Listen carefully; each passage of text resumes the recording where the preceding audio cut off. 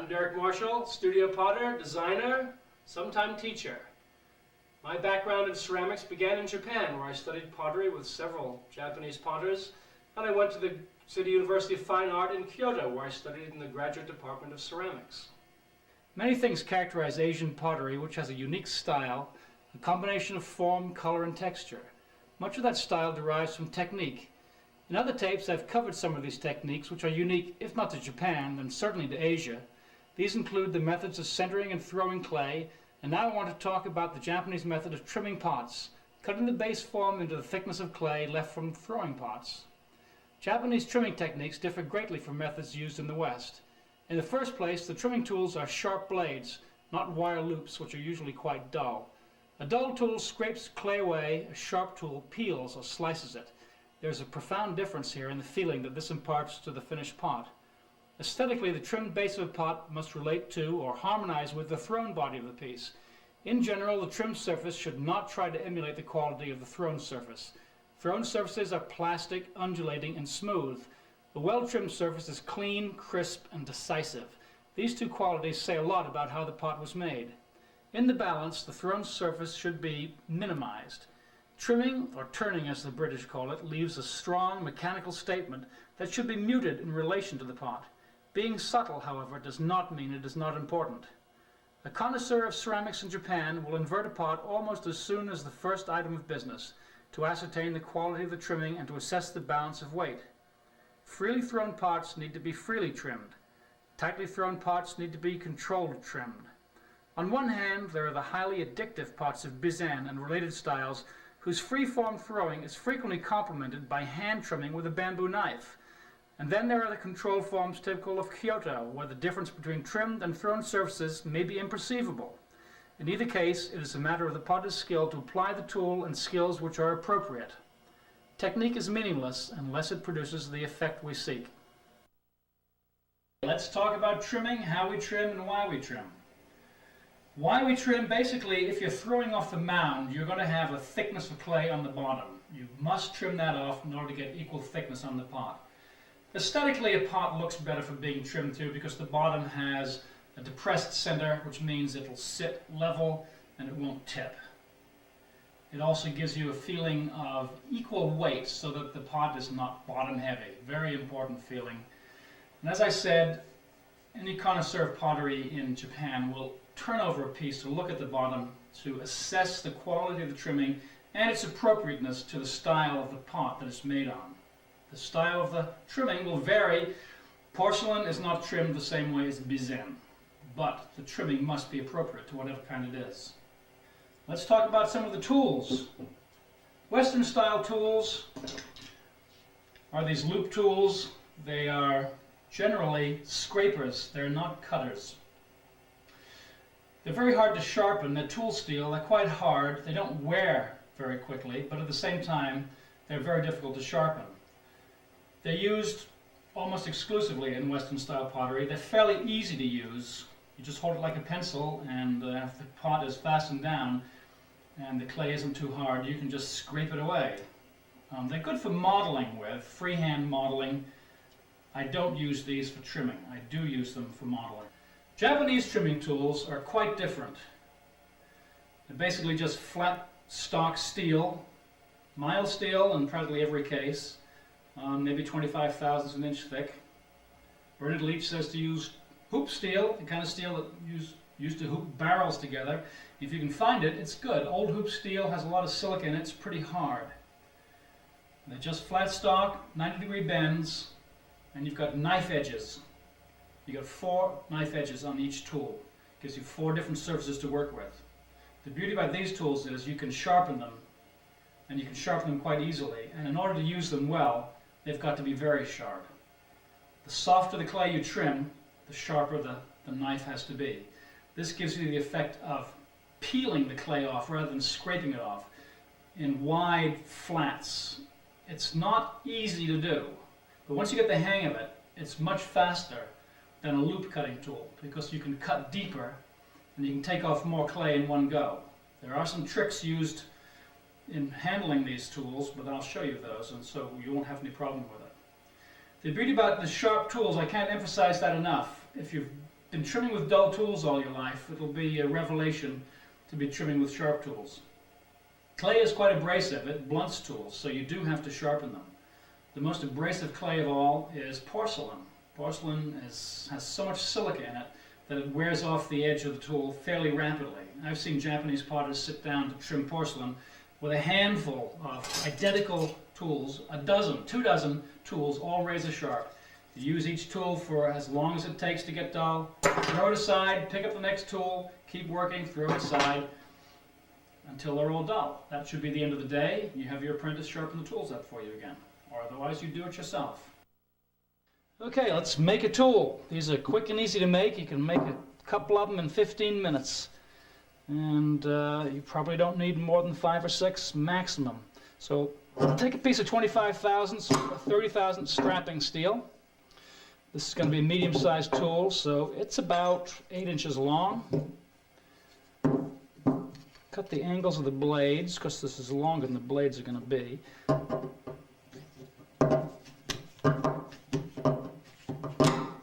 One blade.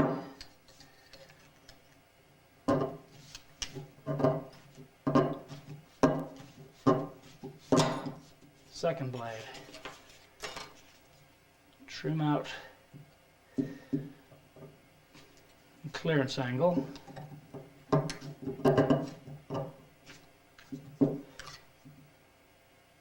You want to make sure you don't cut too far. You don't want to cut beyond, so just break off whatever you need to.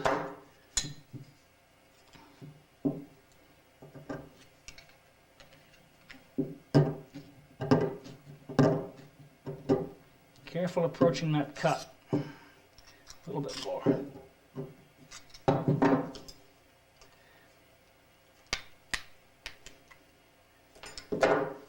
Okay, that's the basic shape right there. Now we're going to make a tool that looks something like this. Now you have to get your angles the right direction. You want the bend to turn to the right as you look at the top of the tool. And the beveled edge is on the outside of the tool. So the beveled edge is going to be right in here. So you'll be sharpening until you get the full bevel. You can do this on a grinding wheel, it goes faster, but you don't need it. Now you've got 2 cutting edges on the tip of every blade.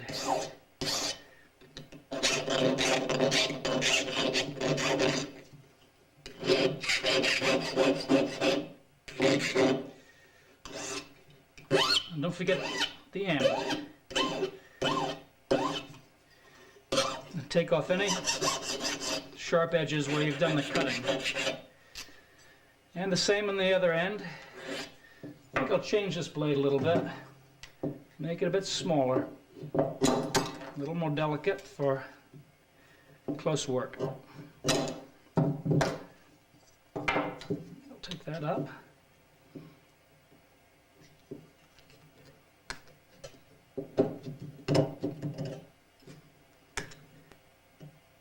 It's always possible to cut too much, so be careful.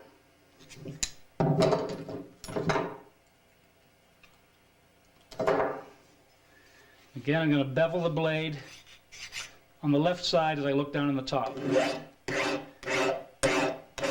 Don't let your hand slide down and hit the blade, because it'll cut you very badly. I've done that.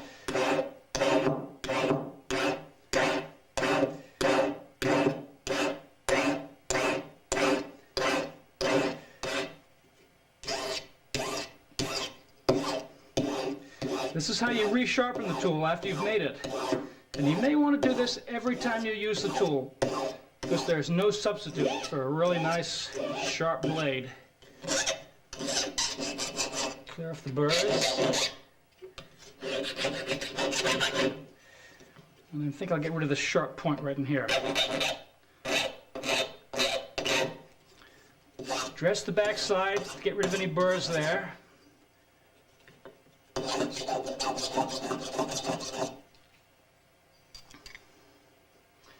And now you just simply bend it 90 degrees. Take a pair of pliers. and bend. Take a pair of pliers and bend. Finished tool. You can adjust that even after you make it. You can file it or grind it to get the shape refined if this isn't exactly what you want. I'll show you just how you resharpen a tool like this, just on a wooden block. And I'd use a smaller file, a fine file, and just dress it down very carefully. Don't forget you got a 90-degree corner at the top, which is a very useful cutting area, and the bottom part of the blade.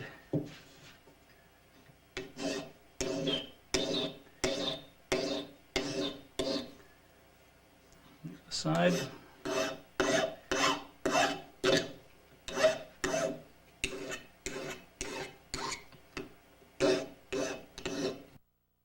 Another thing that differentiates the Japanese throwing from Western style is the use of chucks. We seldom trim things flat on the wheelhead, although you can do, and we'll go through that process. But the chucks bring the piece off the wheelhead and allow you to center the pot very quickly.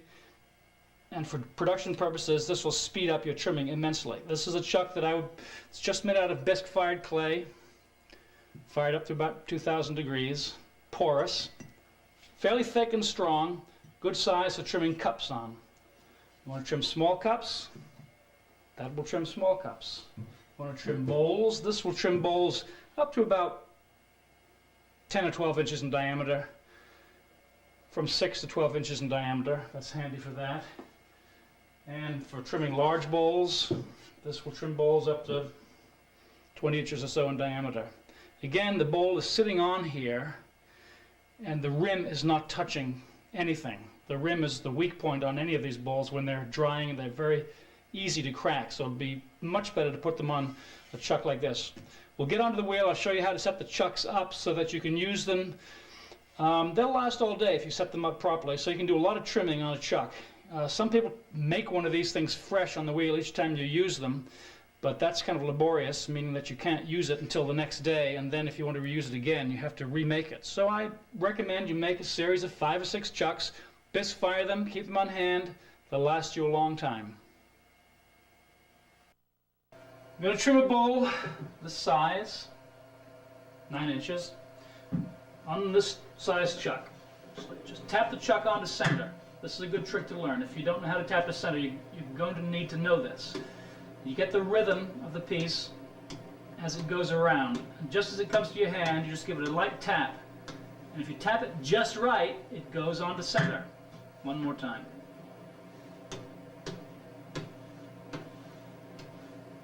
You're centering this part, not this part. If the chuck is not absolutely true top to bottom, and it frequently isn't, that doesn't matter. Okay, hold this down with 4 good chunks of clay. Don't use 3 because you won't have opposing forces if you follow my meaning, and you will have a hard time putting it on. But when you put on 2 and 2, it lines up. Now you need to dress the top of the rim with a coil of clay.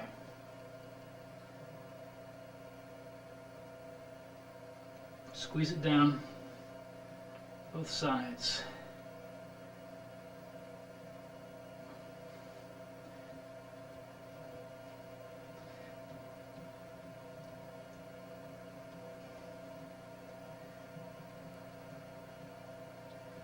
And you need to let that set up a little bit. What I usually do is take an old bisque lid, put it on there, leave that for about 5 minutes, then it'll be ready to go. Take a break. A few minutes of drying will harden that top edge, and now you need to trim it to get it running concentrically with the wheel. Again, using the tool in a brace position, the tool across your right hand, left hand in support. The tool must not move up and down.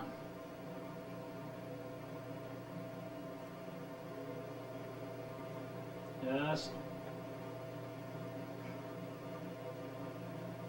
make those cuts nice and even.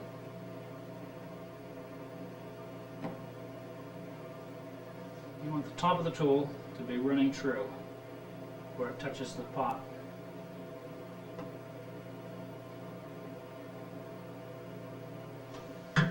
Okay, this is nice and tacky clay. This will hold the pot on easily. This pot, the last time you're going to take a look at the inside, so when you trim to the outside, you must follow that contour. You cannot make up a new contour. You won't have equal thickness. So the inside of this pot determines the trimming shape in the outside. Put it on the wheel, and you will tap this again to get it running true.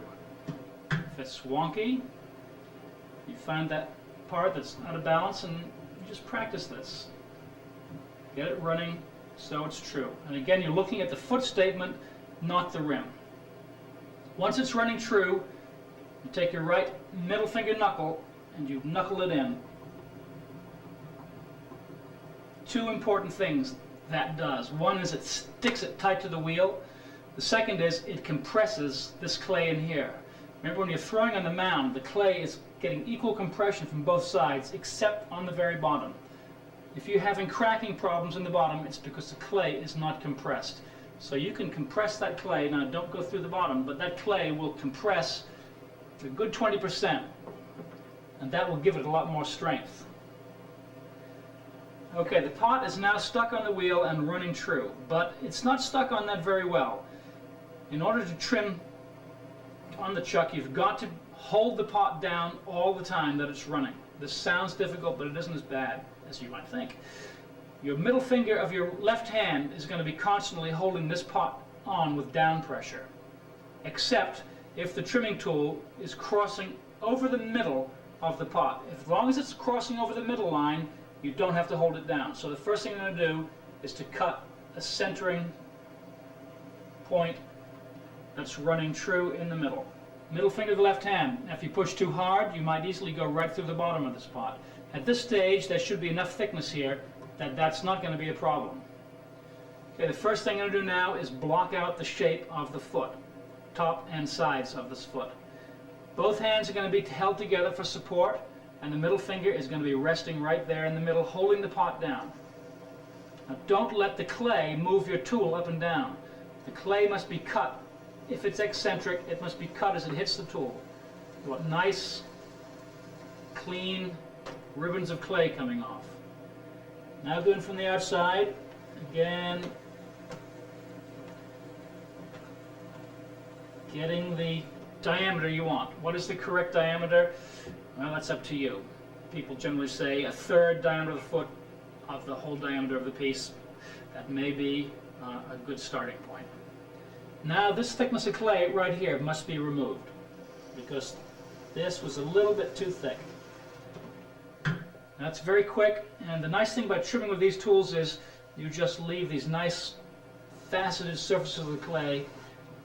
You want to do this quickly. Trimming should be less time consuming than throwing. If it's the other way around, you're just wasting your time on the pot. Trimming should be something that is less significant than the throwing. You don't want to trim down any further than you have to, just enough to get the equal thickness. Okay, I'm blocked out. I've got the whole outside finished now. I just need to go in and finish the inside. There are various ways to attack that problem, and that will vary depending on how hard the clay is, how big the piece is, and your mood and temperament at the time. I frequently will go in and make a cut right here, and that's my wall thickness determination. So basically the thickness of the foot is now set. All I have to do is get rid of the interior clay. Again, I'm holding the pot down with my middle finger. And just come in there and cut it away. Now, remember I said if the tool crosses the center line, you don't have to hold it down. So I can now go in there and trim out the center part. Now I can use the back side of the tool, start in the middle, and come across to the outside. And final trimming. Clean that part up right there.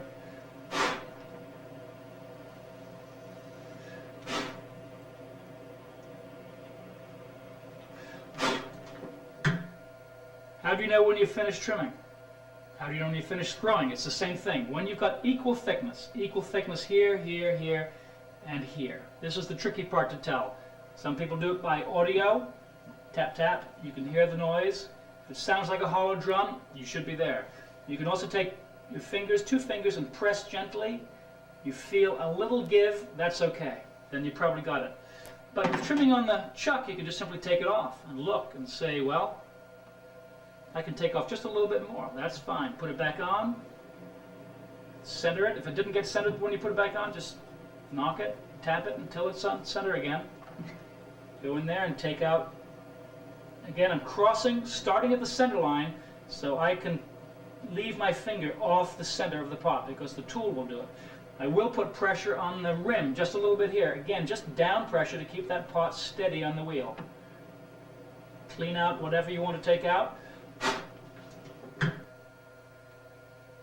Now, an aesthetic consideration, how do you want to finish the foot? I generally like to put a slight bevel on the outside. I think it looks nice.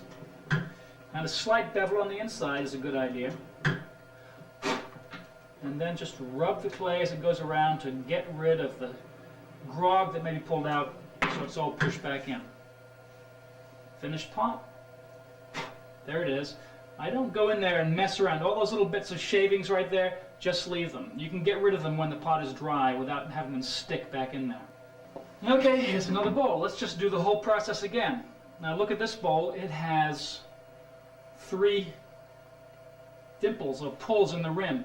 This would be very hard to trim in the wheel head. If I put this down so it's touching on the wheel head, I'd probably crack it because it would only be touching in those 3 places. This is one of the advantages of trimming on a chuck, is that the rim is left alone. The support is right here in the inside of the clay, down low. So it also doesn't have the tendency to tip over, which it would have if it were supported flat on the wheel head.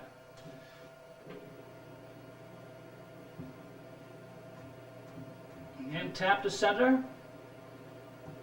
knuckle down. This compression is important. You don't want to miss that step.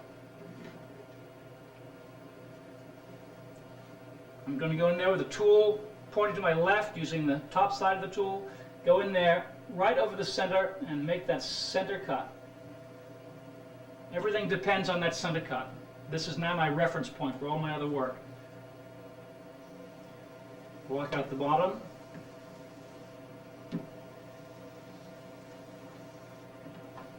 And in from the side.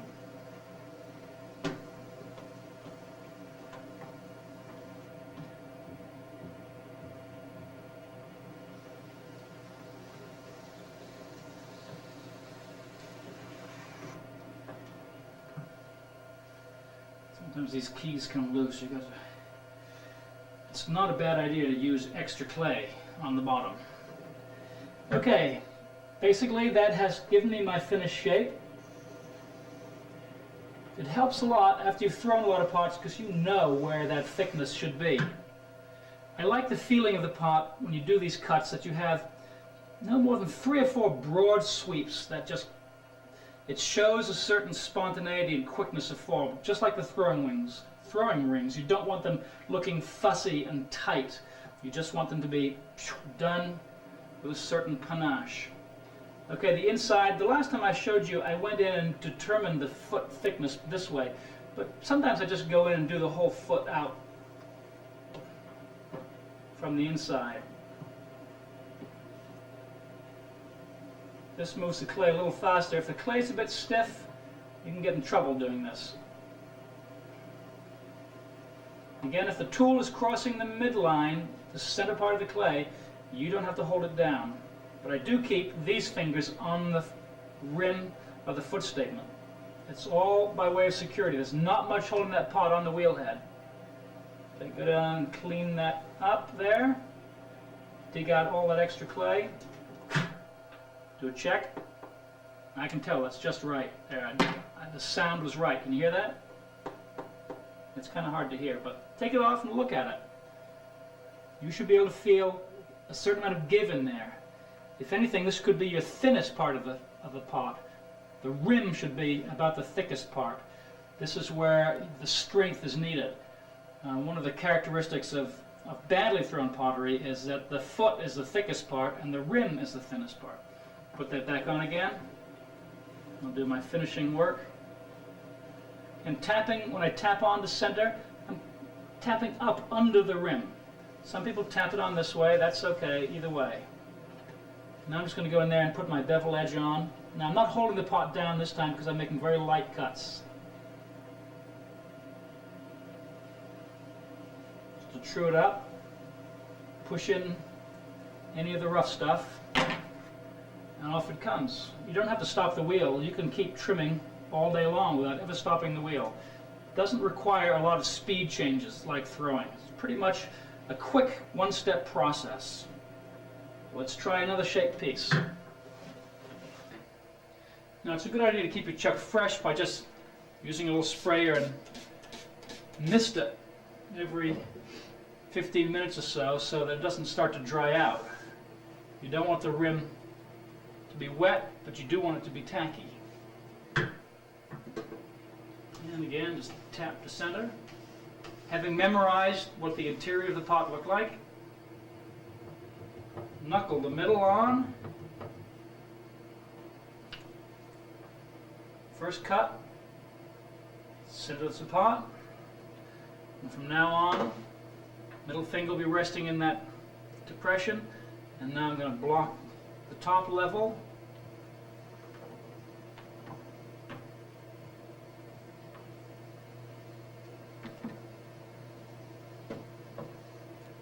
And the outside diameter.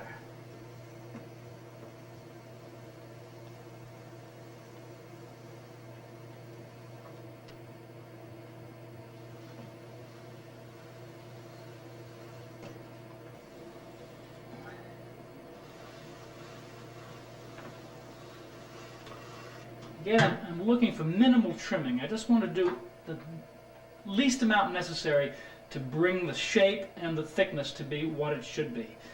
And this goes back to your basic throwing. The design and the form must be there when you throw. You cannot save a badly made pot in the trimming process. All you can do is bring out the best qualities that were already there. Finish with the blocking.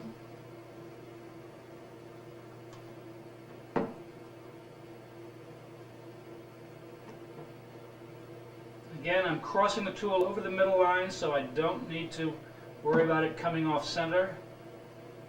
But I do hold it down on the foot of the rim. At this point, I'll do an audio test. Sounds pretty good. I feel a little give. And just finish.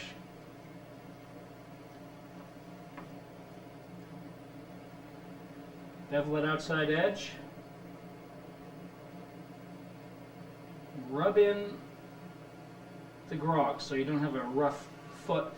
Even after you fire it, though, you're going to have a roughness there. And that has a nice feel, a nice balance. You know that the thickness is just right down there. Let's try a different shaped bowl. Or let's try a mug. Let's set up a different chuck. Next chuck, put them in water for a few minutes so that they're good and damp. You don't want to have a chuck that's bone dry. It will not work properly. If it's too wet, it probably wouldn't work either.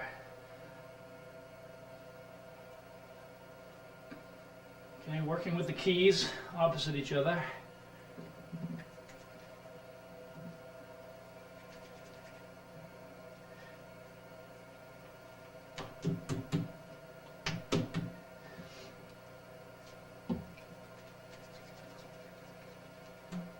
The top rim, make sure that it's wet enough to stick to clay. If it's too dry, the clay will peel right off. Pinch the clay down on both sides so it forms a nice tight grip. And just kind of even it out.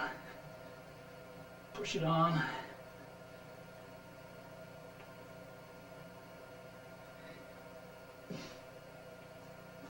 Put on a piece of bisque pot or something to push it all together and let it sit for a few minutes to dry out a bit. Dum-de-dum. Okay, trim off this surface.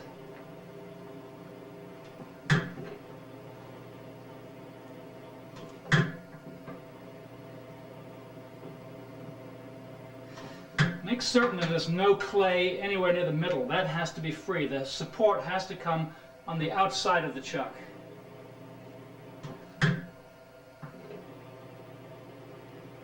And that's well prepared. Here's a typical mug form, ready for trimming.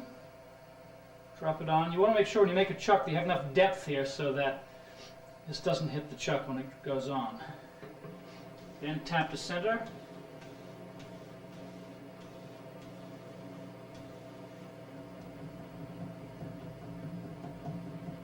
Knuckle the middle, important step, and make the centering cut.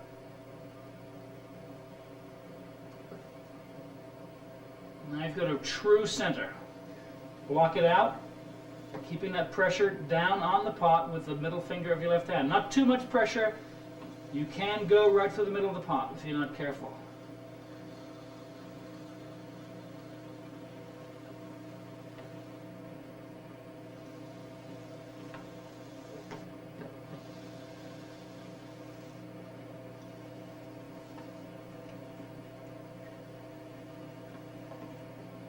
A small end and a large end is a useful combination for most bowls and mugs.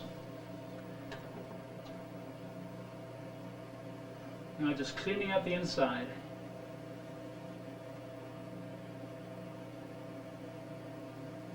It's nice to leave some marks of the trimming. You don't want it to look too smooth. You don't want a lot of little fussy lines. You want this to look fairly bold. And check it. Has a nice hollow sound.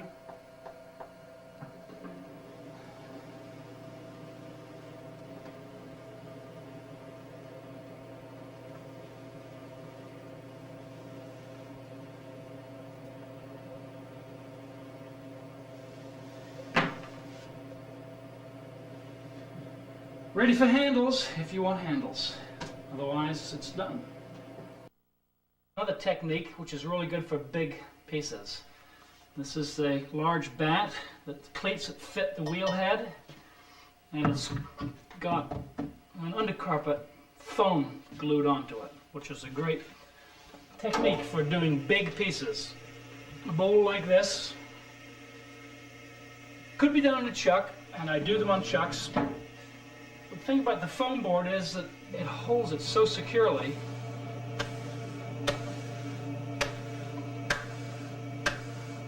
It makes trimming very easy.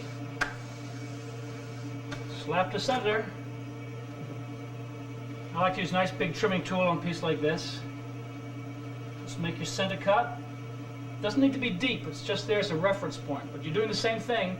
To keep this piece on the foam board, you must keep a down pressure all the time. You cannot go trimming this without holding it on. So it's a big reach, but that's no problem. Same process, blocking it out.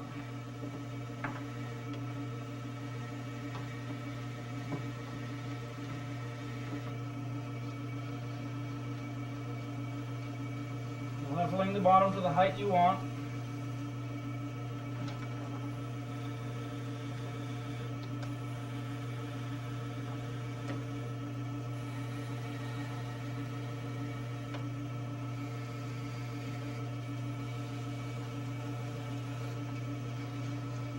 Simply finish off the interior.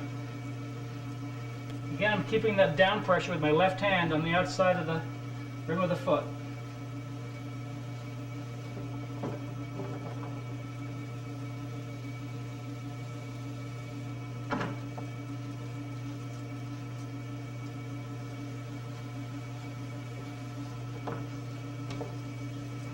A light tap each time is all you need to know where you are. That comes with experience. If you want to know where you are, pick it up, feel it, take the heft of it, put it back down again.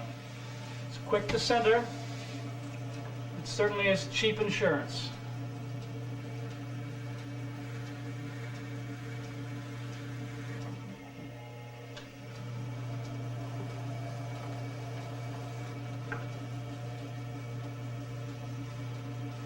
This is an opposing cut. This is a little dangerous. You're cutting as the wheel comes into the tool. If you dig in too deeply, it's going to grab the tool and that's the end of the pot. But it's good for getting at these angles. I saw Warren McKenzie do that about 20 years ago, and I thought that's a neat move. I'd never seen that done before. But you must be in control of that knife when you do it.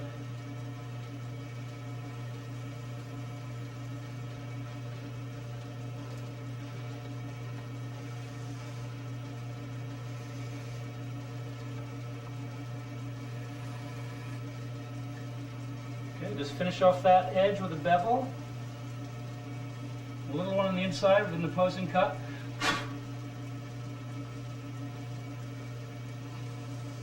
And push in that grog. Now I'm not going to worry about the inside here. I'll just do a cleaning cut just to come right across. Finish cut. Don't try to get all that loose stuff out of there now. It's so much easier to do it after it's dried. It'll just crumble right out of there. But there's a piece that's finished, ready to dry, ready for the bisque firing.